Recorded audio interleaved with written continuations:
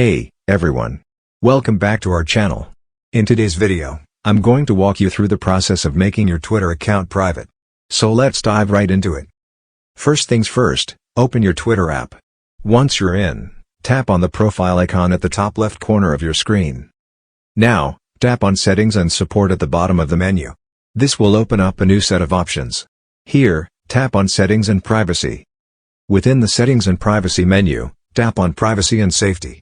This is where you'll find the options to control who sees your tweets. Now, under Privacy and Safety, tap on Audience and Tagging at the top. In this section, you'll see an option that says, Protect your post and videos. Toggle this option on. Once you've toggled on Protect your post and videos, a message will appear, stating that only current followers and people you approve in the future will be able to see your tweets. This ensures that your tweets are now private. And there you have it. You've successfully made your Twitter account private, giving you control over who can see your tweets.